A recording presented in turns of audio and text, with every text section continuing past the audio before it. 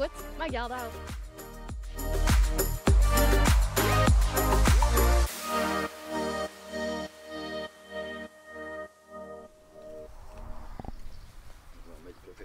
Maar je had de boot correct online. Dit wordt het plakje voor de nacht? Ja, we zijn van plan hier te overnachten.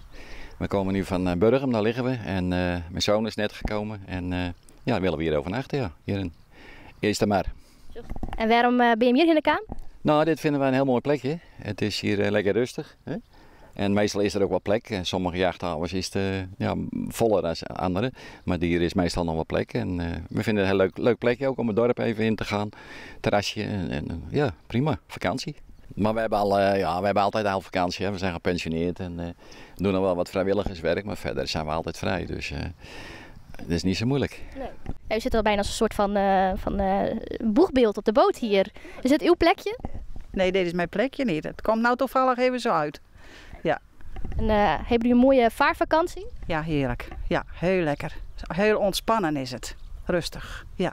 Zou je het aanraden aan mensen, een bootvakantie? Zeker weten. Ja, ik kan het iedereen aanraden. Kijk, als je een camper hebt bijvoorbeeld, die zie je tegenwoordig heel veel. Maar dan zit je altijd in drukke verkeer. En wij rijden met de auto naar de boot en wij stappen aan boord en we hebben rust. Ja. En wat gaan jullie nu doen? Koffie drinken. Ja, lekker zitten op een wal en lekker koffie drinken. Lekkers erbij. Ja. Nou, heel veel plezier dan. Ja, dankjewel.